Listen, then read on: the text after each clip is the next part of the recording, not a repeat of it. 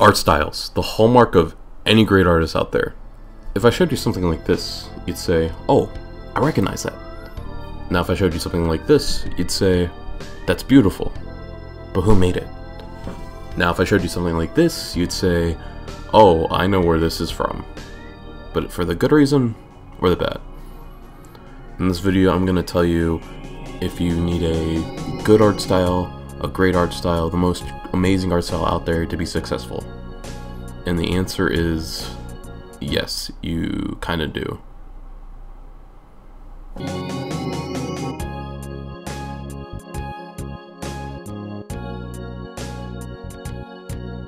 Now before I get into this video, I'm going to lay down three things before you understand why you definitely need it.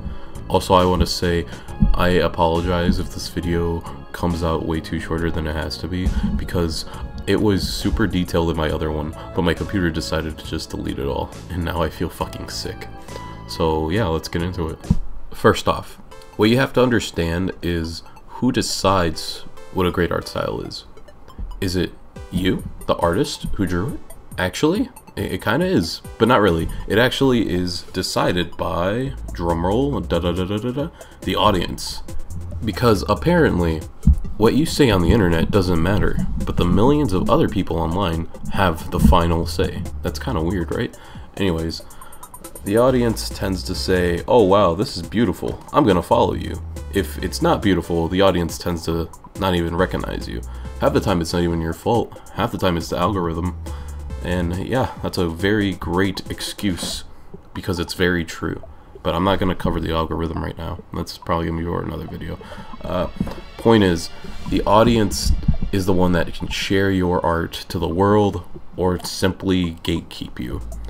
In any case, they're the ones that pretty much decide whether or not you could be successful or not. With that in mind, this is somewhat of a good thing, because it means no matter what, out of the millions and millions of thousands of people out there, there's going to be one weirdo who thinks your Sonic X Tails fanfiction is beautiful to them, and they will follow you until you die.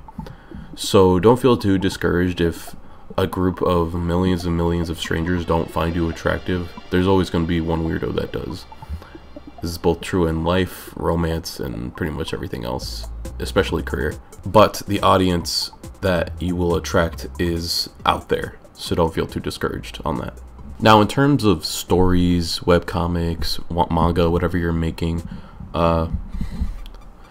your art style should reflect the tone of the story you're going for. I know many people say, oh, you can have the worst art style ever but the greatest story, but that's technically not true, because although we would like to say that all the time, humans have a tendency to judge and, you know, prosecute. Is that the right word? I don't know. Prejudice, something like that. Point is, humans love to judge no matter what, and if they don't know you, the better. It's a cruel world out there, trust me. The tone of your story, if it's somewhat lighthearted, should somewhat reflect that in your style. If the tone of your story is somewhat horrific or deals with very realistic situations, then again, realism might be there for you. And all in all, your art style should pretty much complement the genre you're going for, as well as the tone and everything else. A more realistic drawing gives you more of a serious response. A more surreal or cartoonish aspect, though, gives you more of a kid-friendly thing, which can play in your favor if you want to do something pretty fucked up. But yeah, that's right there. That's for you to manipulate and figure out. So what defines a great art style? Now that in itself is a really tricky question, because there are multiple answers and multiple ways to take this on. You could say nothing defines a great art style, but I beg to differ. People tend to like the most unique art style out there. However, there are also those that enjoy the most realistic drawings out there, the most god tier of all drawings. The amount of detail you put in, people will say, wow, that is fucking cool as hell. However, the more stylish you are, people will be like, wow, okay, I kind of vibe with this. If you're somewhere in the middle, you'd say, oh my gosh, kawaii desu ne.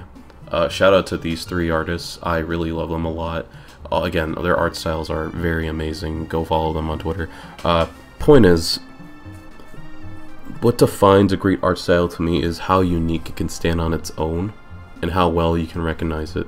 However, this cannot be the case for all circumstances, because in the end of the day, the audience somewhat defines what a great art style is.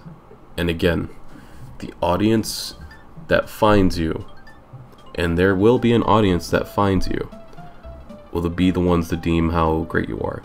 Whether it be good or bad is the worst part, though.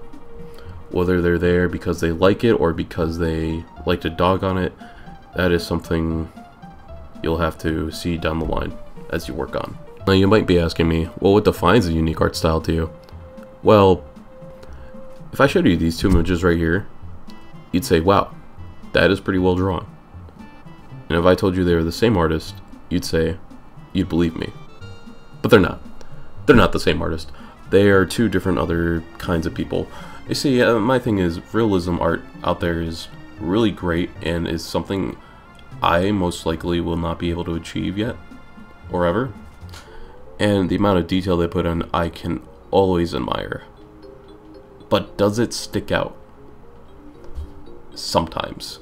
I mean, sure, it's a unique art style, but if OpenAI gets stronger, it's gonna be hard to tell the difference between this kind of art style. But it's a disagree situation. In the end, I simply like art styles that are unique and stick out on their own, and the minute you recognize it, you say, hey, I know that. Now you might see me use this example time and time again, but JoJo to me is the best example of what an art style should be. I'm not saying you should copy JoJo, but the moment you recognize its art style, you realize, oh, I know what I'm reading. I know what I'm watching. I know what the fuck this is. I recognize this reference. That's how recognizable the style is. By just staring and looking at it, you realize what this is. To me, a very unique style is to be recognized very easily.